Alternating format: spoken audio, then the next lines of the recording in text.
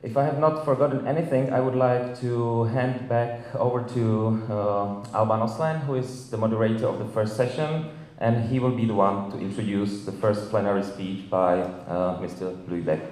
Now it's my pleasure to introduce to you the main keynote speaker for this conference. Last year, when we started that, we asked him, please, would you produce a kind of a paper that will bring us to go on the content. He said, okay, and he disappeared for a couple of hours and he came back with the paper. This person was published in a scientific and artistic paper. He has been the organizer of many important conferences and had also been close friend of very well-known people.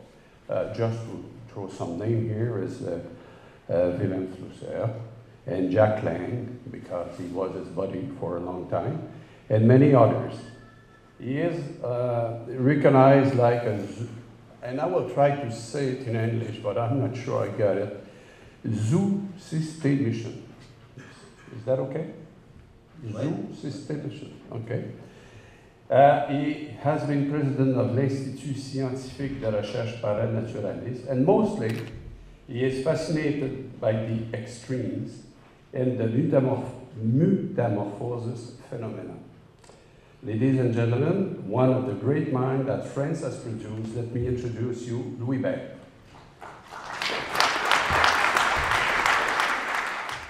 Vous constatez que je parle en français, et c'est la seule langue à peu près en dehors de l'arabe que je suis capable de parler.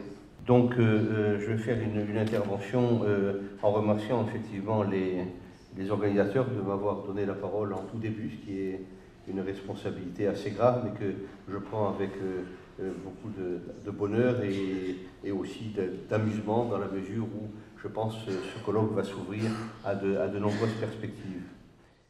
Ce colloque a toujours revêtu à mes yeux une importance majeure, dans la mesure où, et ce à plusieurs titres, dans la mesure où il pose les questions qui sont les problèmes que nous rencontrons et qui traversent l'ensemble des réflexions à l'heure actuelle concernant les questions écologiques, les questions de transformation climatique, les questions de pollution.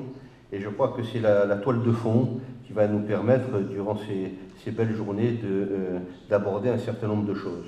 Donc ce qui est intéressant dans ce colloque, c'est la pertinence et l'actualité de sa thématique, en regard des défis majeurs qui se posent à nos sociétés, en réponse aux métamorphoses qu'ils entraînent et de l'urgence des réponses politiques et humaines qu'il convient d'apporter.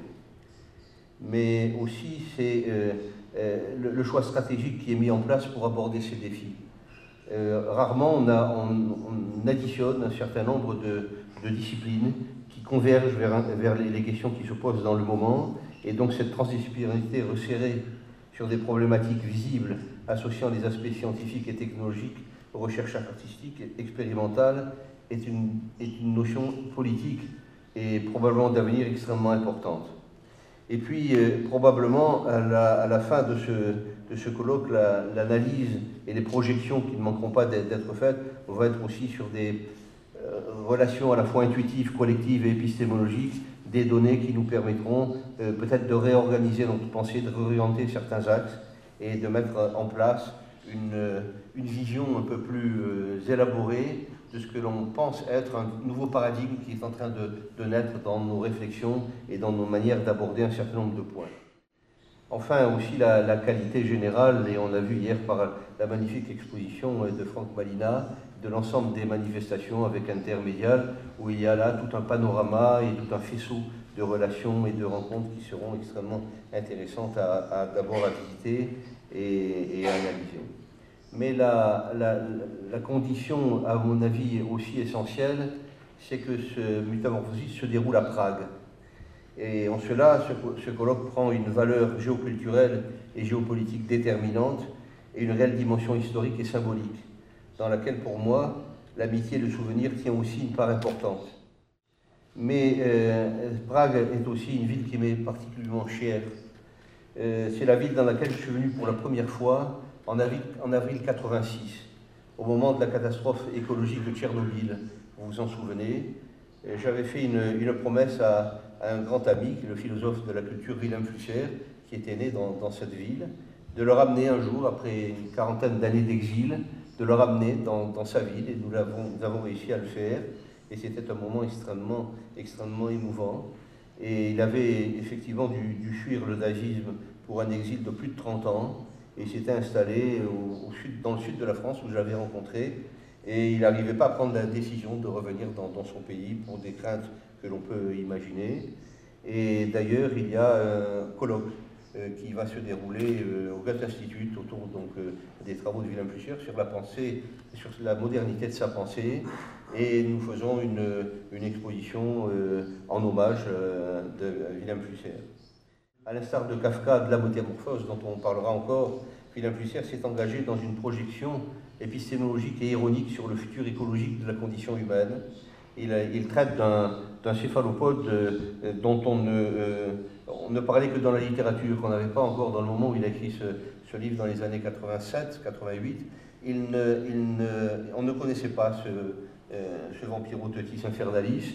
Il était simplement décrit dans la littérature comme étant un animal de 30 mètres, voire même une petite bestiole.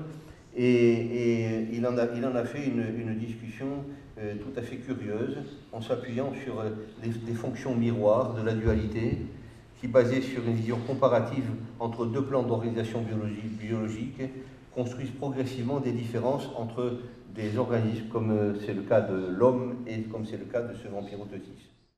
Dans ce cas, je crois que nous ne partageons pas le pessimisme de ceux qui se disent accablés et résignés, ni l'optimisme béat qui laisserait entendre que le dispositif scientifique et théologique surmonterait sans modification, sans création symbolique et imaginaire et sans considération les problèmes de l'humanité tout entière.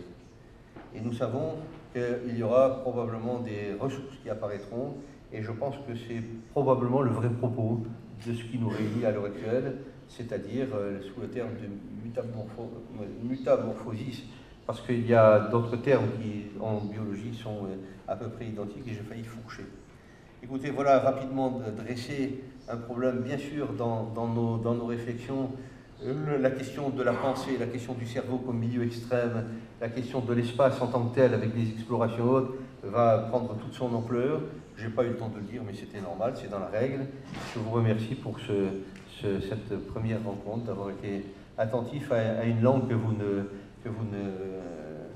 ne possédez pas, et je sais que la traduction a été parfaite parce que je connais bien la traductrice, et je vous demande donc de l'applaudir pour sa performance. Merci.